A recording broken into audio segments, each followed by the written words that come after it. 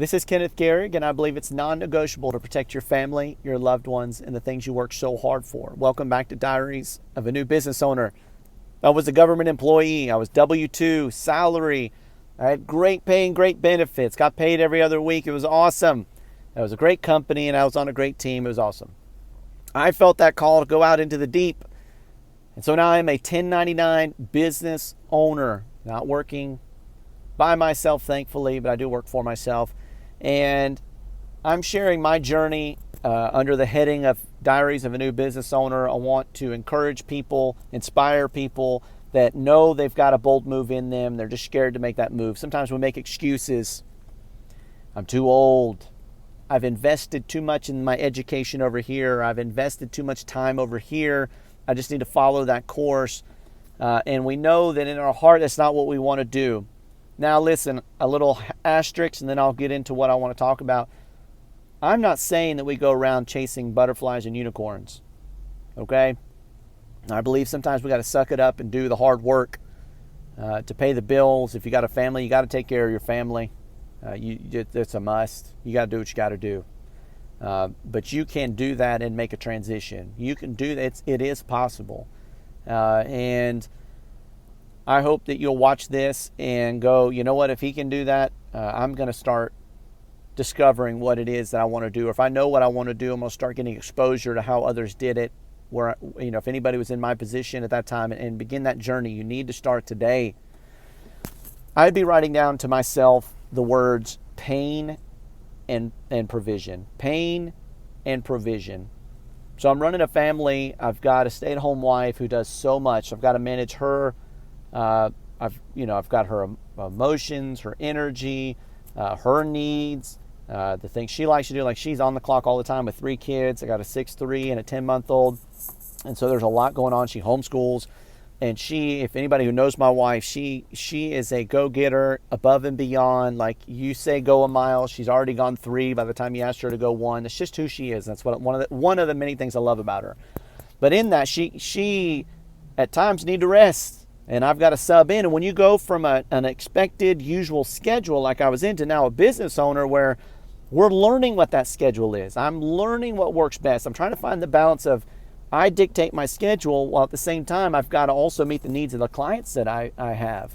And we're still figuring that out. We're getting better. Every week I'm getting better. Every week I know the answer a little more on how this will work here and how this will work there. But we're feeling the pain of that.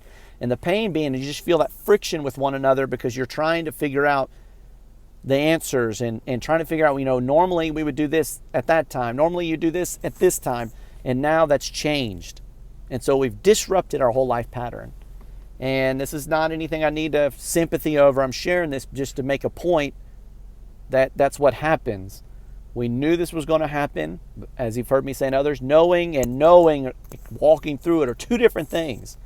You need the knowledge of it, but I want wisdom. That means you've taken your knowledge, you've applied it, and that's where we're at. So we're feeling the pain, and I'd be telling myself, quit underestimating the need to communicate. Quit underestimating the need to communicate. I don't always prove to be the best to communicate always, especially with those that are closest to me, and my wife needs high levels of communication. I think it's a guy by the name of pastor by the name of Craig Groeschel of Life Church. He once said, just because you said it doesn't mean they heard it. Just because they heard it doesn't mean they'll do it. And so when there's a lot going on in our families, we're going from what was known to now the unknown. It's going to be way more fruitful than it was before, but we're raising that seedling up. And so we're still early stages. And to go in that transition, I'm learning I've got to communicate more.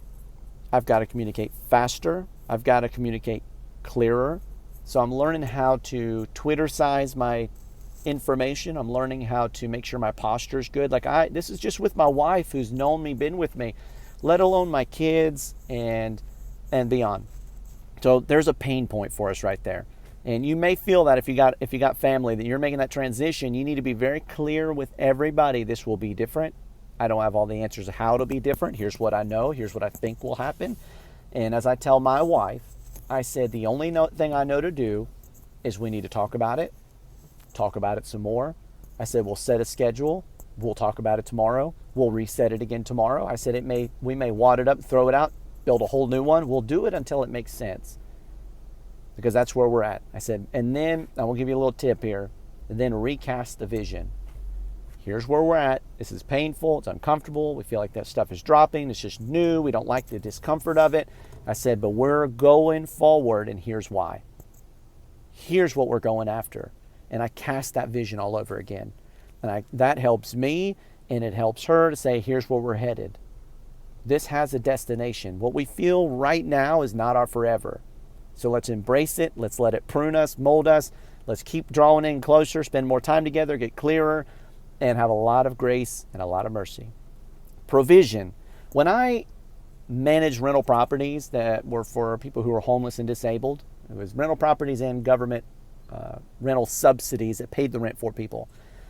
Sometimes we'd get people who literally had nothing, they had no money. And there were some people who were hesitant to go into an apartment that we found them with government subsidy, or they got an apartment that the rent was paid for them. And they qualified for it, they met the criteria, got approved, and they would be hesitant because they didn't have a bed, because they didn't have a dresser, clothes, utensils. Like, they didn't have all that stuff. And I would help break it down to them. Listen, it would be better to sleep on the floor in your new apartment while we figure the rest out than it is to go sleep in the abandoned building and wait for all that stuff to come together before we get the apartment. And believe it or not, not everybody took me up on that, but the ones who did, the ones who said, you know what, that you're right.